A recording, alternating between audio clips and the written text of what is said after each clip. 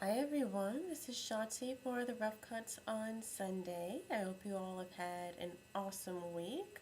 I am going to share with you all today a movie that has a very soft spot in my heart. That is The Time Machine from 1960, directed by George Powell, and starring Rod Taylor, Alan Young, and Yvette Mimieux. This movie, I first saw it like a long time ago when I was little, but like more recently, like when I was diagnosed with cancer a few years ago, I was a little bummed out, and that night on Turner Classic Movies, of course, like my favorite channel, they were having a small like Rod Taylor marathon, and one of the movies was The Time Machine, and I just love this movie. And one of the reasons is because of Rod Taylor. He is one of the sexiest men to ever be in movies. He's awesome. Some people would consider his acting to be a little bit wooden, and I can see that, but because sometimes it seems like he isn't doing much, but he really is. And he's just awesome. He is a fine specimen of a man, and this movie is no exception. But so this is a time machine. It's based, of course, on the novel by H.G. Wells, The Time Machine.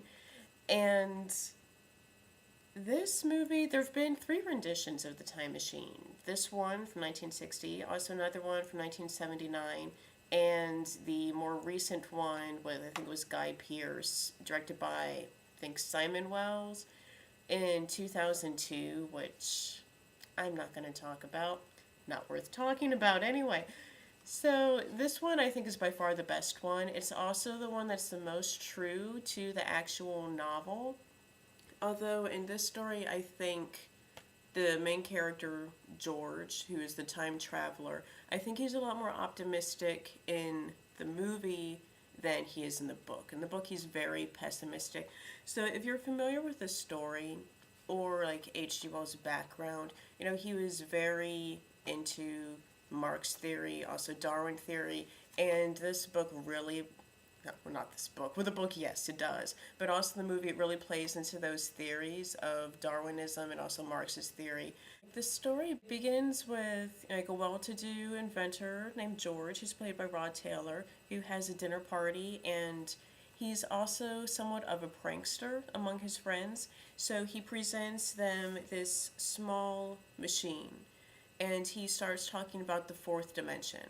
So of course, like you have the first dimension, which is basically a dot, two dimensions, which is a line, three dimensions, which is like the line in like a plane or whatever. No, it's a plane going through a space. I don't remember. It's like, let me think. Dot, line, then like a square, then a three-dimensional square, and then the fourth dimension is time factored into the space. That's a horrible explanation. But anyway, the fourth dimension is that space in a different time. So anyway, he's trying to explain to his friends at this party how he's figured out how to stay in the same space but take something through a different time. So they're like, oh, haha, great prank when the little time machine disappears. But little do they know, he actually has the real time machine and he uses it that night. So he is in London and he travels through time. First, he travels through a little bit of time, and like he sees like women's fashions going through like the shop window across the way, and that's when he starts coming through all of these wars, and then he's encased in like this rock as he goes really far into time. I think it was 800 2701 is the year, and that's when he sees this giant sphinx-like creature, and he starts exploring the area. It's lush and green and beautiful, and then he notices all of these childlike blonde people just kind of walking around. At first they're curious, but then they don't really care about him anymore. Basically, when he comes into this future time, the blonde people that he sees are known as the Eloy, And the other end of that spectrum are these really hideous creatures that live underground called the Morlocks. And so H.G. Wells, who's really interested in Marxist theory as well as Darwinism, and so what the Eloy and Morlock represent, basically the Eloy were the owning class during his time, and they became so dependent on having this cushy lifestyle that they couldn't do anything for themselves. So in the future, they become very childlike to basically being like a bunch of 5 year olds. And on the other end of that spectrum, you have the Morlock, who were the working class. And so they live underground with all the machinery. They know how to harvest. They're the ones who provide the food and the shelter for the Eloy, and then they harvest them at night, basically raising the Eloy as cattle. So that's when you have the Marxist theory with the working class of the Morlock and the owning class of the Eloy, even though it's kind of become flip-flopped, even though the Eloy still have a pretty cushy life, but they're going to be eaten. And Darwinism also plays into this because they were once the same species, they're once both people, but now they've completely separated into different species. One way in which the movie differs from the novel is that in this movie, George is much more optimistic than he is in the novel. The novel has a very pessimistic tone to it because he goes far enough into the future and he sees that there is no future. Humankind ends. And because we've just basically thrown it all away.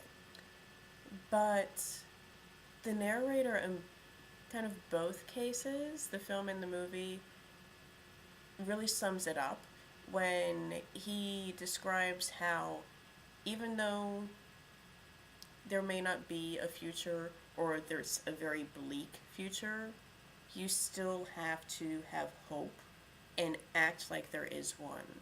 Because otherwise, what's the point of anything? So, even if you know that the outcome's going to be bad, you still need to work for the bright point and just not take everything for granted. You have to work hard. You have to work hard in order to have a better life and to even have life at all. So it has a good moral. It's a good story. The Time Machine, the book, as well as this version of the movie. Definitely go check it out. And it's starring Rod Taylor, who's been in many movies. He was a liquidator. He was in Braintree County, but at that point, just a supporting role. Also, oh my gosh, he was most recently in *Inglourious Basterds*. He played Winston Churchill. Yvette Mimieux in this. She was in movies like Where the Boys Are, movies of that nature. Alan Young, he played Wilbur on Mr. Ed. And then George Powell, he directed a lot of science fiction. And this, I think, is one of his better works. I really enjoyed this movie. H.G. Wells, of course, check out his works. And he wrote The Invisible Man, War of the Worlds, this. Definitely a good read, any of his stories. So, I will see you next time. Bye.